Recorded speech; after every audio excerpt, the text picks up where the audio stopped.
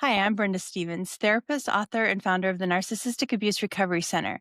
You're listening to Two Queens and a Joker, My Narcissist Ex and Me, where Sara and I get real about the aftermath of narcissistic abuse, the mess, the healing, and the truth about what it actually takes to rebuild your life.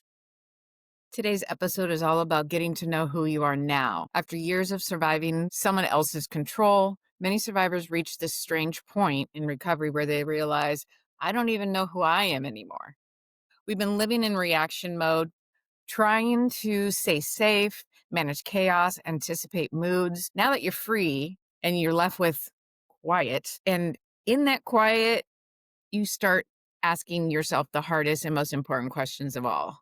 Mainly, who am I? We'll talk about what that discovery really looks like, not the Instagram version or TikTok, but the gritty, emotional, deeply human process of finding your voice again. Because the truth is, don't go back to who you were. You're not going to go back to who you were before you were abused. That person's gone. You become a new, stronger, wiser, and far more authentic version of you. If you're doing this work, I want to remind you that you don't have to do it alone. We've built the Narcissistic Abuse Recovery Center to be a hub for survivors where they can receive therapy, courses, and real education that goes beyond the surface. And those moments between sessions, sorry, let me do that again. And for those moments between sessions, I created the Trauma Toolbox app. I meant to tell you about this too. It's on Sorry, I'm going to start that over. And for those moments, nope. God, Sara, remember this happened? Dad! I'm sorry. Okay. And for those moments between sessions, we created the Trauma Toolbox app. It's your on demand support system. You'll find grounding exercises, nervous system regulation tools, and short guided practices to help you when the anxiety hits, or when you just had to reconnect with yourself, or when you're in those moments of chaos with the narcissist and you just need a reality check. This is the tool for you. I am in love with this thing. To Can't wait nods to you. see it. I can't wait. It's on the website. You go to it. I wanted to anyway. Go to it. Okay, there we go. You will find it helpful. Sara has stopped recording. Something went wrong. Wait. Some said Sara had stopped recording, but Please shut me down. I know. I don't know what happened. Okay. Yeah, I got a message on this side and it said Sara has stopped recording, but I could still hear you, and then you disappeared. So, can you see the chat anymore? It probably Oh no, I'm gonna probably it's okay. reopen I copied it so I could go where you left off. Studio Chat. It's not there There's anymore. No, it does that when you go out. It does that on Zoom too. It's okay. Son of I a bitch. Wait. It's okay. I tried to put the whole maybe I didn't. Come on, let me get okay. I just have to type a new message. Okay, this is where you left off. So grab your tea because we're talking a bunch of tea drinking people apparently. Move.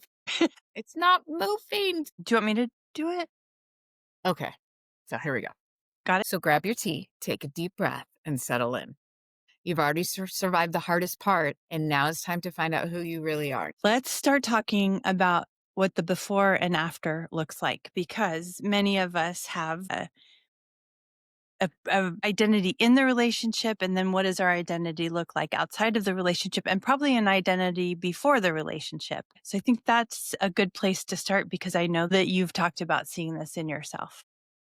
Most definitely. There's 3 different people in me. At least most of us have many parts. It's okay. We'll just talk about a few of them then. Yeah. Yeah. But what do you So notice? I mean, we've certainly talked about like who we were in the relationship, and that's probably worth talking about a little bit more, just that recognizing how beat down you were by this person.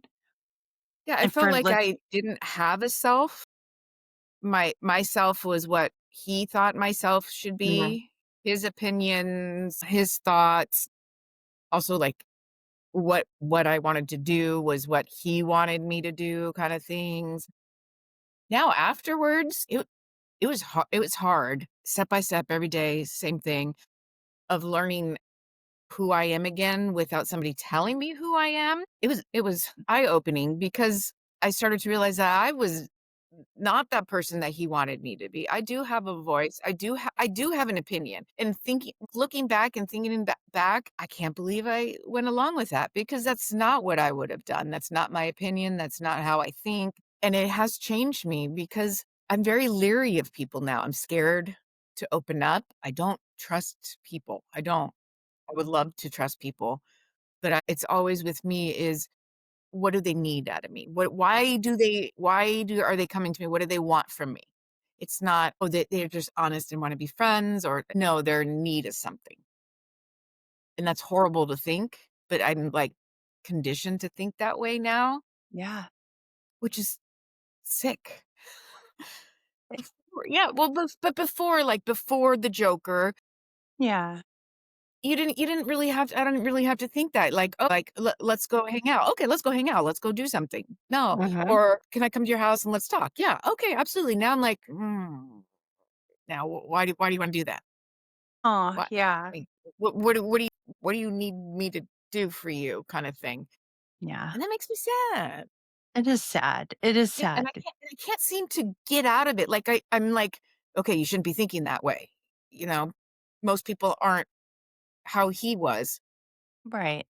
But I'm like I said, I'm conditioned to be that way after the 25 plus years, and slowly I'm trying to get out of that, but that's like one thing that I don't think is gonna change for a long time because I trusted this human being for so long and it just swayed, Oh, unfortunately. Unfortunately. unfortunately, yes. And I think it will change. I think you're absolutely right. Hopefully not, 25 years to unwind all of this, but Right. and look at how much change has happened for you in such a short amount of time. I mean, when you start addressing this, just the abuse part of it, there's Frank. When you start, Frank. he wants back in. No, I said no. Anyway, okay, I said no for 5 seconds. Yeah, see? Well, I'll notice when I edit that I left the screens, but now I lost my train of thought. The 25 years. For 25 years, you had somebody breaking down your reality. And that's really what this is about. How you saw yourself, how you interact with other people. And you had 25 years of someone looking at your every choice and every move under a microscope.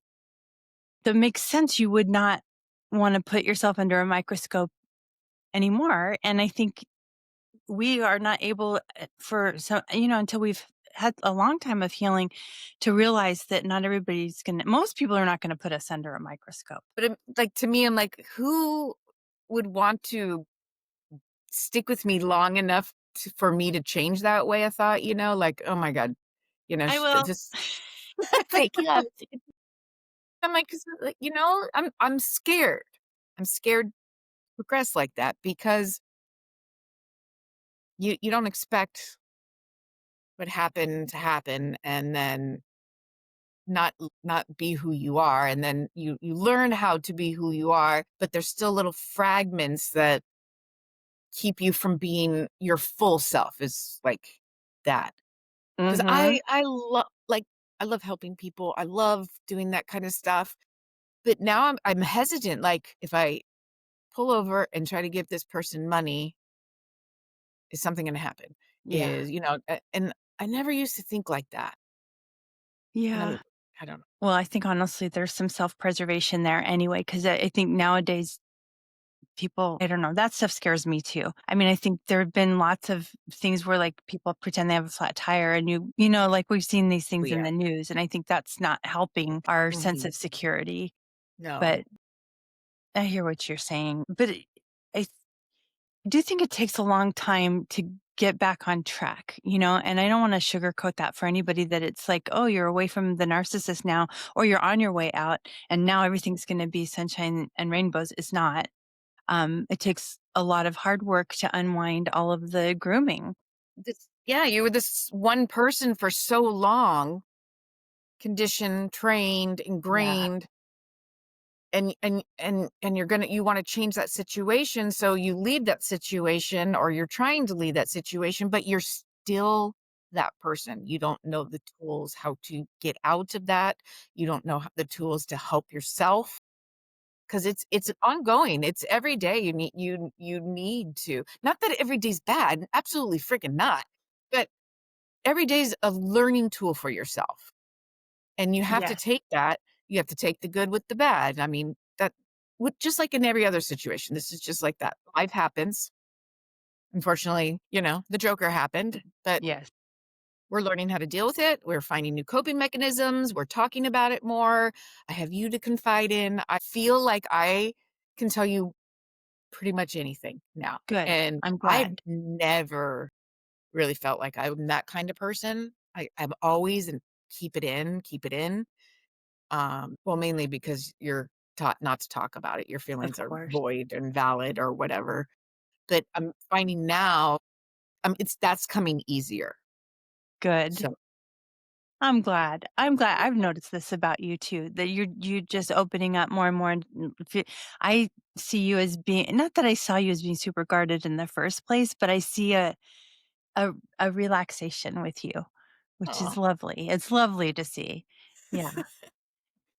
thank Yeah. Of you. course. I mean, I this is you. it's like my the flowers slowly opening. It's Yeah. not all the way open yet, but it's going to get there.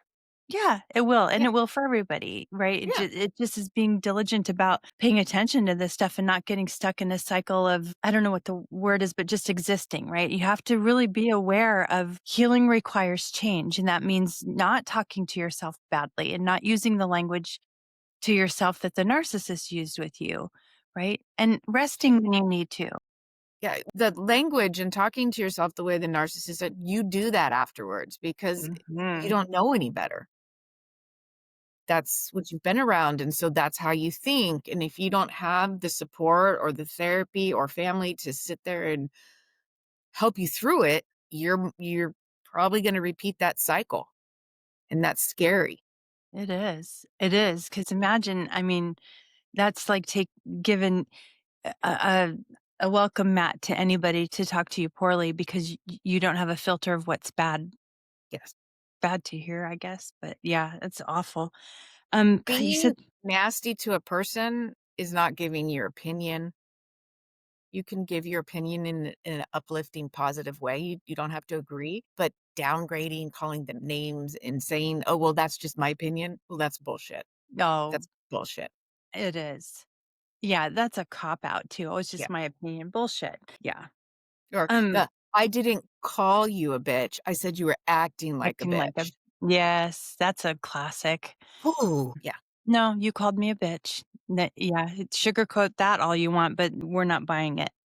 You said something earlier too that struck a chord with me. The not oh, you said something along the lines of like having somebody else tell you what you like and who you are. But I think we leave these relationships and probably any abusive relationship feeling like we need to ask permission all the time. And to whom, I don't know, but maybe the abuser. But do you feel like that? It yes. Like, is it okay if I go out without telling anybody I'm going out? It feels weird. I mean, Yeah. I'm gonna head to the grocery store, but who am I supposed to ask? Yeah. You know? I don't wanna piss anybody off, not that I had anybody to piss off now, but it still feels kinda weird. I'm like, "Okay, I don't have to give somebody my information of exactly where I am every second of the day so they can track me. They know where I am, so it's weird." Yeah, It is weird. yeah. For me, that is one of the hardest adjustments. I still do it, and it's not just because of our shared joker, it's a lifetime of that with growing up, and, Yep. I think it's just so heavily ingrained in me. I have to really go, "Oh, wait, I I don't have to ask anybody anything. I can go to the store if I want to. Whatever I wanna do." But it's really deeply ingrained in me. Yeah. I think it's a common post-abuse way of thinking. To me, there's some fun in this, right? So this discovery of who you really are, or maybe even who you're really meant to be, or meeting your potential, or whatever you want to call it, is exciting to me. Yeah. Do you think so? It's you're growing, you're blossoming, you're turning into this new person that you didn't Yeah, know you could be. So, I mean, God, take it and go as far as you can with it. Just keep striving. yeah, Every day I I try to find at least even if it's horrific day, one positive thing about it. Just Mm. and that's uplifting and your day's not a total loss, you know? Yeah. I mean, I come home and my kids are home and boom, yay. Or, Yeah. um, my son took me out on a mommy son date. Easy, just take Yeah. your little wins, you know? Yes. And they can And be those minuscule, like, "Hey, I got out of bed. I took a shower." So, yeah. yeah, and those little wins.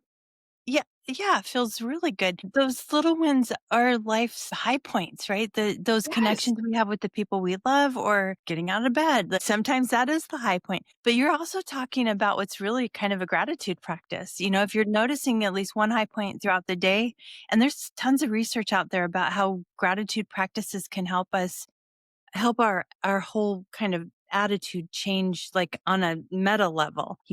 So that's a really good way to just start shifting the way that you're thinking about everything and yourself. Or even bonus, I didn't even think about him today. Exactly. You know? Oh yeah. Yeah.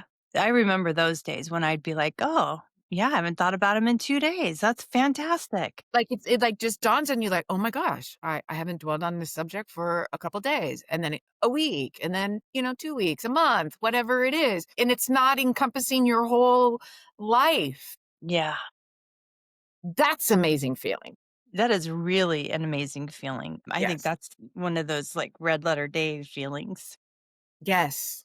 Be Yeah. like, "Woohoo, throw yourself a party, go get a piece of carrot cake," whatever it is like your thing, or, Carrot cake. Yes. Diet Dr. Pepper for me, that's Whatever the that's how I reward is. celebrate, you know? Yeah. Yeah. Uh, And that's a good point too, treating yourself, even it doesn't mean, buying yourself a new Louis Vuitton purse or something, right? It just a kind little thing to take time out in your day for yourself, whatever that looks like, going for a walk or petting your dog or whatever. oh, most Mm. definitely. Or, Yeah. the easy look in the mirror and just tell yourself, "You got this. I got Yeah. this." Or, "You did amazing. You're outstanding. Look at how far we've come." Just a little affirmation for yourself. You don't even have to say it out loud, but look in the mirror so you're looking at yourself. Yeah. I love that advice. And I think if you get to the point where you feel comfortable saying out loud, it even gives it more power because it's out in the universe, right? And you're hearing it with your ears, even though it's your voice that's saying it, you're still hearing it and it exists when you say it out loud. So I Mhm. think that's a really good idea. And then not talking poorly about yourself. I think that's like number one, stop that. Yeah. How's the rest going to be possible? How are you going to feel like you deserve little celebrations if you're calling yourself a piece of shit every day? It's like you said, like, we're on this fast-paced mode all the time, and we don't slow down, so, like, if we slow down, we feel like, "I'm lazy," Oh, So to get out of that takes a little bit, but little by little, you're gonna get out of it and realize, no, that's called life, and you need to be able to do that for yourself. You need to be able to relax once in a while. You need to be able to say, "Hey, I need my time." If it's to sit in your room for 5 minutes and do your breathing or to exercise or watch a show, you need that, and that's okay. it's totally okay. Yeah, you don't have to be at the beck and call of somebody else 24/7, even your No. children. Well, babies you do, or young ones, really. But I mean, even your kids, you can say, "Mom just needs a minute. I'll be out in 5 minutes. As long Yeah. as the house isn't on fire, nobody's hurt, then it'll be fine." E even, taking a shower where nobody's knocking on the door. Yes, moments of Yes. solitude. Yeah. Yes. And that permission thing too is a big one. I hear that from my narcissistic abuse clients very often. And making a decision, I think we don't trust ourselves anymore. Yeah, it's so scary. Hmm. Because you're taught that your opinion, your thought, or anything doesn't matter. So, oh my gosh, now I have to decide this for myself. Well, how am I going to do that? Yes. We did it before the relationship, but oh my gosh, now we're questioning, can we even do it? Oh my gosh, what am I going to do? I can't think for myself. I'm too stupid. Yeah, you've been told that for how long? Yeah, Yeah, it's not true. I no, No, narcissists don't pick dummies. They no. want to level up on your intelligence. They want their main goal is for them to get us to not believe in ourselves, and Hmm. unfortunately, most of them achieve it. Yes. So after the relationship, you have to learn how to start trusting yourself, Mhm. trusting your judgment, trusting your thought, trusting, simple things that you do every day that it's okay and you can do it. Yeah. Yeah, and just because you wouldn't have done it the way they did it doesn't mean you're doing it wrong. So, and yeah, all of that's important. I think I have this in our notes for later. What's going on with my brain? I already forgot what I was going to say. Menopause. That's it. Oh my god. Came back to the That's all the Oh, talk at work lately. oh, I'm glad people are talking about it. It is Yes. such an impactful part of a woman's life, and we should be talking about it so much more than we are. Maybe Yeah, we'll we do a really whole should because women should be rallying with other women and discussing it openly. Mhm. I'm glad that in my department, we're like, I would say 90% women and 10% men. So I think we freak the men out because we're so open about it. But why not, right? I mean, we're all human beings, and this is a normal part of being a human being woman. So, And they get to the knowledge of what we as women are feeling and thinking and going through so they can take that on when they go home to their wives or girlfriends or whatever and be like, "Oh, okay, maybe this might change the way I was thinking about it." Because I they're hope saying so. one thing and she says the same thing, so maybe I need to change some things about what I was thinking of how it goes. So, Mhm. yeah. Yeah. Yeah, and this is no longer, a well-kept secret, I think. I think societally speaking, as women, we are talking about it a lot more, and it's still have room to go. Yes.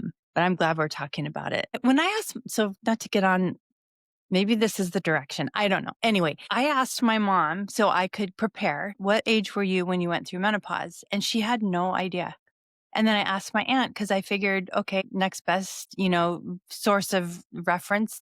She knew that it was her mid 50s, but my mom probably couldn't have told me if it was her 40s or her 60s, or 50s.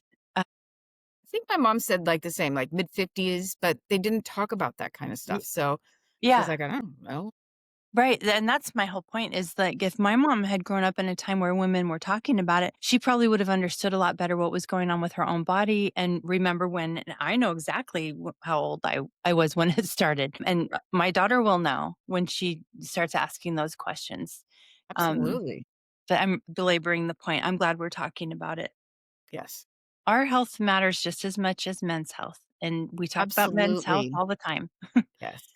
And, Yeah. as we're talking about this subject, you need to help not only your mental health, but your body health Hmm. afterwards. You're gonna be depleted. Um, you're gonna be exhausted all the time. You're just gonna be, like, feeling down all the time and doing little steps for yourself, motivating yourself, doing the breathing in the morning, doing affirmations and, you know, you gotta do it or you're gonna be stuck in that situation where it's I don't wanna say it's misery right away, but it's not it's like, yeah, you're away from him, but you're still in that situation because now you're thinking the way he did about yourself, and you have to learn how not to do that. Yes, yes, and it's such an easy cycle to be in and not even realize you're in it, Yes. you know? I Getting think away is awesome, it's amazing, but that's just one step of the process. right. So Yeah, an important step for sure, but Mhm. that's getting out, like running out of the house that's on fire, right? Yes. Now you have to find a new place to live and new clothes to wear and all of that stuff, and that's the part of finding your identity now. And you have to remember too that you are no longer working with the same brain. So not only you're not working with the same brain that when you were younger, obviously, because there's just been life experience and that happens to everybody, your brain's been, I guess, by all the abuse, because it really does change the way that your neurons are firing when you're in constant emotional and mental, any kind of abuse. And now you're coming out of it and your brain's like, well, I'm still in danger and it has to figure all that out, like I'm safe now. And it has to learn this whole new way of thinking that you've never thought before because this brain is different. It's A a whole different new version of you. you. Exactly. Exactly. A different version of you, but Yes. different nonetheless. So that's something to be patient with yourself. You're going through leaving the relationship. And I have actually women in the group and women in my practice that are in this stage of life. So in the menopause stage of life, leaving the relationship. And maybe this is the motivation, being in that frame of life. It's probably also, where our kids are grown and that kind of thing. But that's a whole other thing because the menopause is also taking over your brain and making you really grouchy. I think The I lack of sleep, being mhm. hot all the time, sticking your head Ugh. in the freezer. Yes. Yeah, Because you feel like you're in an oven all the time. or you are the oven. You could be butt naked in your bed and literally be melting, and Mhm. air conditioner going, fan going, and there's no way you're sleeping. It's just Oh, no. so you're not No. gonna be happy. Yeah, I can definitely see how at that point when that starts happening, how we can start being more stronger when it comes to the narcissists and being like, "Look it, No. I'm already at my point." Yep, I'm done. Yeah. Yeah, it's no joke. But that's another piece of learning who you are too, is that strengthening your body and taking care of your body is incredibly important. And I think that gets put it's not even in the kitchen, it's so far away from the back burner, right? Because we're taking care of everybody else and one person in particular, probably. The grief we've talked about grief a lot, haven't we? You're gonna grieve no matter what. You're gonna grieve the relationship you thought you had. You're even gonna grieve his narcissistic ass, unfortunately. Unfortunately. It just is gonna take time. Mhm. Don't feel guilty about it. Because Mm-mm. I found myself saying, today would have been easier even with him. And then 2 seconds later, I'm like, "What the fuck just came on? What Yeah. came into my head?" But you think it because, it's hard. It's not easy, you Mm-mm. know, trying to do stuff on your own, trying to think on your own, trying to make those decisions that you never did before because you were taught not to. So, Be kind to yourself. yes, Yeah. you're growing into a better you. You're Mhm. learning how to take on situations that you wouldn't have been able to before because you would have deferred to the joker or the shithead, you know?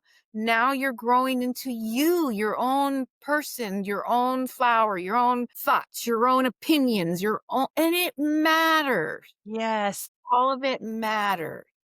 Yep. And it's amazing when people are actually listening to you too. And I think that's a foreign, for me, I will speak for myself. It's a foreign concept. When I'm talking sometimes, like we had our team meeting today at my practice, and sometimes I'm talking, I'm like, oh my God, they're all listening to me. Do I know what I'm talking about? Like, am I sure about this? Like, Yeah. I hope I am, you know, Mm. but I don't know. Nobody needs to listen to me. I don't like being center of attention. I'll be the wallflower in the back. No. No. yeah, Like, I can't get through the college course where what is it? Can't think of speech. it now. Yes. Oh God. Yeah. My anxiety peaks so high, and, I've tried all the different techniques of look at everybody and think they're in their underwear or, no, I can't. I get up there and it's like Yeah. my mouth doesn't open, sweat. I'm like, "No, can't do it." I'm like, "Yeah, no." It makes sense. First, I think that's high on the list. Like if you research it, it shows that it's like one of the scariest things when you ask somebody what scares you the most is public speaking. But Mhm. imagine the extra layer of that when you've been told so long that everything you say is stupid or doesn't matter or you're just not even listened to. You're talking in a room where your partner or somebody is, and you might as well be talking to the wall because they're not even taking the time to listen or pay attention. Exactly. Yeah, and we get used to that. So when Yes. somebody does listen, I think it can feel very foreign and probably really intimidating. It does for me. Yeah. You're like, "Wait, you're listening to me? Yeah. What was I Me? saying? Oh, no, wait. Now Yeah. I gotta actually remember what I'm actually saying to you." Oh my god, that's exactly how I feel. Like, "Okay."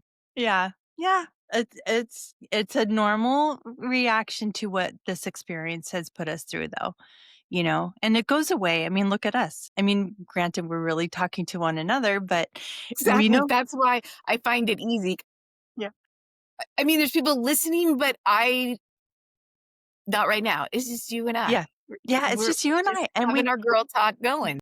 yep, and we can't see anybody, we're Exactly. and we're both in our comfortable places, right? Exactly. Yeah. But God, if we were on a stage, can you imagine how scary like, I don't think we could do it, honestly, Sarah. There might be a lot of mumbling and bumbling and Yeah, tears lots of tears. And maybe if just they to get put a us out on screen the up. stage. Yeah, I don't know how that would go. Yeah, I I would don't like either. to hope that we would eventually get to that point where we would be able to do that. Yeah. I don't I think if we're forced into this situation, I mean, yeah. certainly you and I have both done very difficult things. I think under Yeah. pressure to do it, we could probably do it, but we sure shit wouldn't be raising our hands saying, "Let me come Yeah, up on no, the I wouldn't be stage." volunteering. No, no, me neither. No, I'm okay, thank you. No, yeah, I'm with you. Wallflower in the background, that's good Yes, place for me. exactly. Yeah, that's so funny. I feel so funny saying that when we're doing a podcast. I mean, but to me, this is how I can be social. This is Yeah, how I'm growing, so yeah, right. it's another step for me. So thank you for letting me have this step. Girl, thank you for letting me have this step and Yeah, stepping with me. No, this is a two-way street. I think I'm just knowing who we are and knowing who you are, knowing who I am.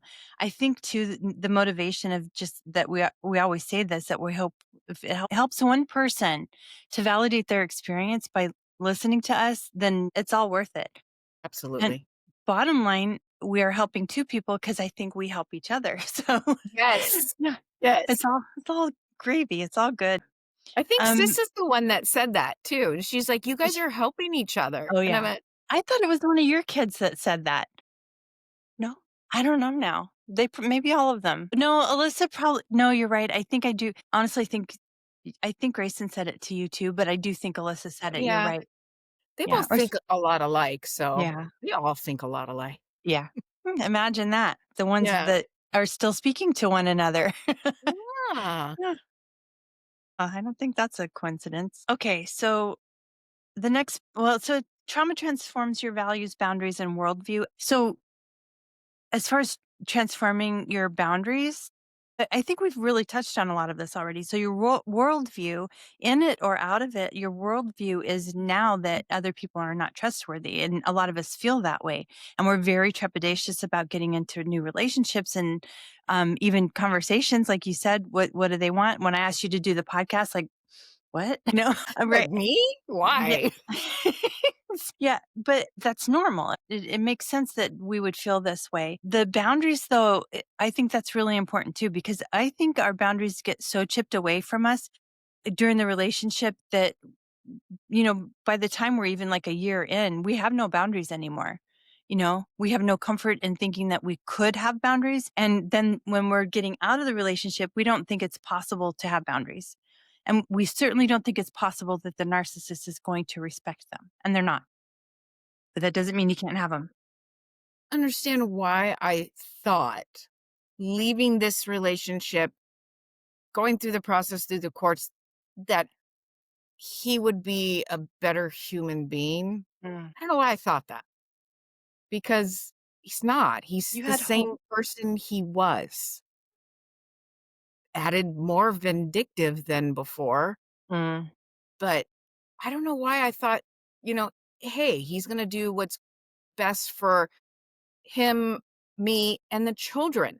mhm, But don't even think about me, the children. But mhm. no, it's No.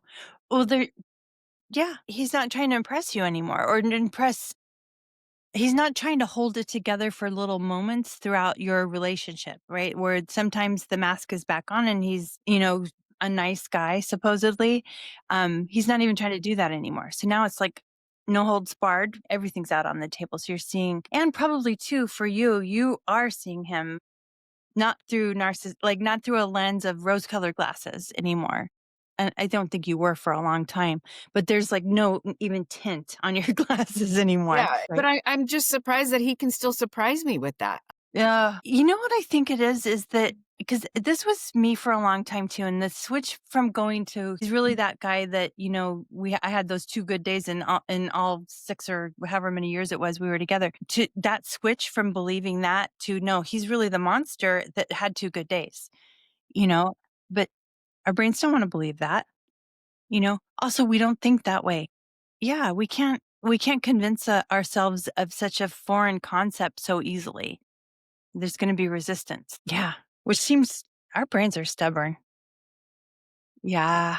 And our brains need a lot of proof for the positive and not nearly enough proof for the negative. Mhm. It needs 5 pieces of evidence of something positive and 1 piece to believe something positive and 1 piece of evidence to believe something negative. And I that don't should even be think that flip. Yeah, I don't even think we need the one thing for the negative. I think that we just believe the negative right away. Yeah. Definitely the positive, it has to be, like, overly reinforced for us to Mhm. believe it. Yep. And then accelerate that for narcissistic abuse survivors because we're at a way deficit in positivity 'cause it's just been dark. Yeah. So another piece of this, boundaries, we've talked about boundaries a lot too. Boundaries are incredibly important. And the most important thing to remember about boundaries is that they are for you, not somebody else. Your Yes, boundary is the limit of what you will let in and your consequence for that. And that doesn't mean you're saying, oh, I'm never going to talk to you again. It means I'm stepping away or I'm not going to show up at the next invitation or whatever it is. yes. Um, but boundaries are in your control. Um, And it's okay to set boundaries. Or people are gonna have the hard part with setting the boundaries, but it is okay oh, to set boundaries for yourself, for mental health, for your health. I mean, you don't have to let people into your circle who are abusive or negative or, just you don't like. You don't mhm, have to. That's your boundary and you stick to your boundary. yep. Yeah. Yeah. And have the faith in yourself that you're making the right decision for yourself. Nobody knows better. Every every relationship needs boundaries. Everyone. And if there aren't boundaries, it's not a healthy relationship. It's quite simple. This next point, the challenge is to release roles you were forced to play, like caretaker, fixer, peacekeeper. I think that's really important to focus on too. And I know that you can relate to that. It's not your responsibility to take care of everybody else. Being a mom, it's your responsibility with your children. Absolutely. Take care of them, nurture them, keep them good mental health, and to take care of yourself. It is not your job to take care of everybody's family, every friend's problem, every stranger's problem, your neighbor's problem. It's not your responsibility. You have a choice. It's not forced upon you. You have that choice. And unfortunately, that's gonna take a while too because you're so used to it just you being in that situation of, "Oh, well, that's what's expected of myself," Mm, that you need to learn, like, "No, that's not good for my mental health, or that's not good for my children's mental health, so I'm choosing us. Sorry, find another way. I can help you in a different way. I can point you in the right direction, but I can't take that on right now." yeah. Yep. Perfectly said. Yeah, I have nothing to add to that. That's fantastic.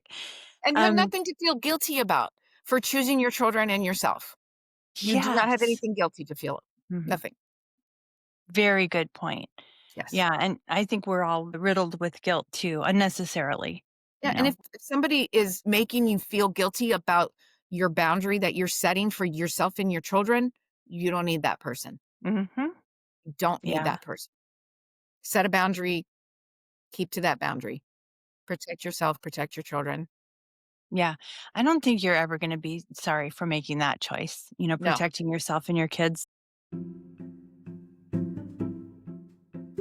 Brenda and I just want to say thank you. We appreciate your time. We appreciate your comments. We are here for you. Email us, text us. We're here to support you. Thank you for supporting us in our podcast. Yes, thank you.